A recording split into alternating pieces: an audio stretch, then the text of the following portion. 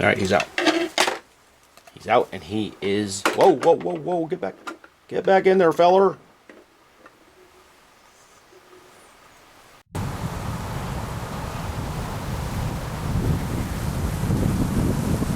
Hi everybody, BeanMeister22 here. Today we are going to transfer a small spider from his little shipping container into his new habitat.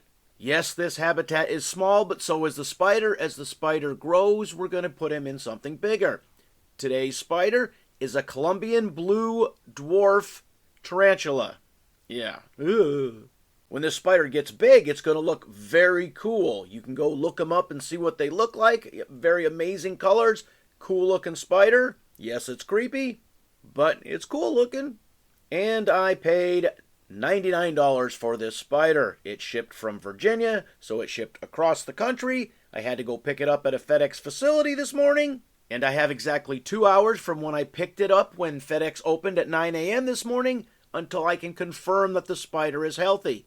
You have a 2-hour window with this business, with this retailer, to let them know if something is wrong with the spider.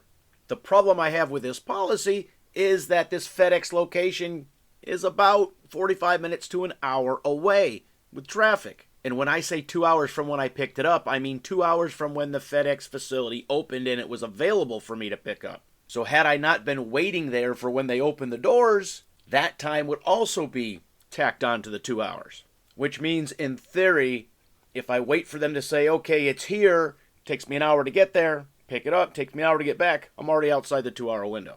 The problem I can already see with this transfer we're doing right now is this spider is up at the top of his little shipping container. And I can just tell you, he's the most active of the spiders I've seen recently come in. And I just have this idea that he is going to be fast. We first put the substrate in there, moistened it, packed it down. You don't want it too loose. Moistened it again, packed it again. Put a little plastic leaf in there for him to hide. And this little mushroom, looks like a Mario Brothers mushroom. And lastly, we spritzed the container down with water. Not tap water, you don't want chlorine in it. And we're doing this not just to raise the humidity, but to leave droplets of water there for the spider to drink in case he got dehydrated during transport. The problem with this type of habitat is it has low sides, so I have to get the spider out of his container and the container all the way out of the habitat. Unlike the other ones we had, where we could just drop the container in there and put the lid on there if the spider does something squirrely, you can't do it with this style habitat. In this shipping container, it has moss, wetted moss, and a little hidey hole for him. Let's get him out. Taking it slow and easy. We don't want any escapes. I'm confident enough that I know what I'm doing. I don't need to do this over a Rubbermaid tub or a bathtub or something. If he gets loose, I can catch him.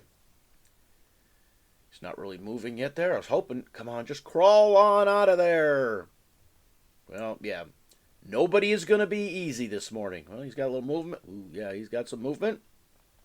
I knew it was going to be difficult. I thought it was going to be difficult due to his speed and the low sides of this container, which would make it hard to get the lid on in time, but okay. Whoa, all right, he is, all right, oh, okay, yeah, all right, he is out. And, oh, he's a mover. Come on, get back in, get back in, get back in there. Come on.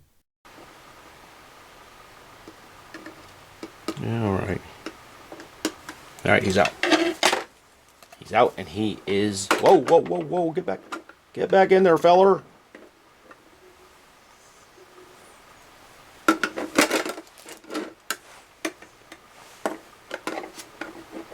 Wow. So when he finally calms down and starts laying low or maybe burrows in a little bit, I can get that moss out of there. I don't want that shipping moss just plopped right there in the middle of his new little habitat. So we will put the lid on it for now, for temporary, and then when things calm down, we'll go back and readdress the situation and get that moss out of there.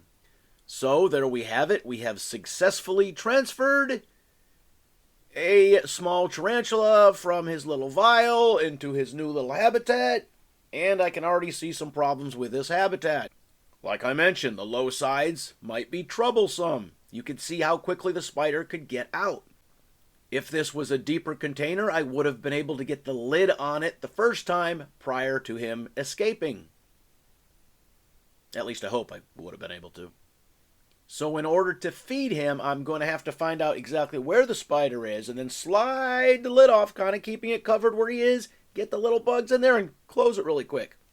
So yeah, a deeper-sided container would definitely make me feel better. But when spiders are small like this, you don't want to put a tiny spider in a big old 2.5-gallon or 5.5-gallon terrarium or tank. It would just be too easy to lose him in that, for him to get lost. Well, he's not going to be lost, but where he's at is going to be lost to you, and then you won't know unless he's out wandering around.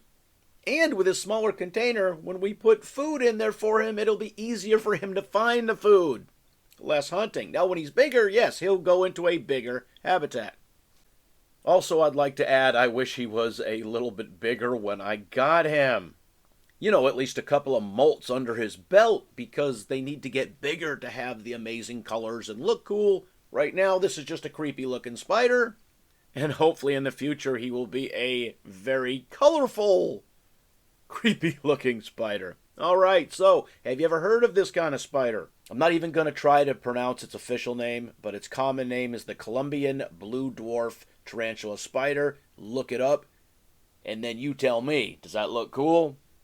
And I already know your answer. All right, so leave your comments in the comment section. Hey, as always, thanks for watching.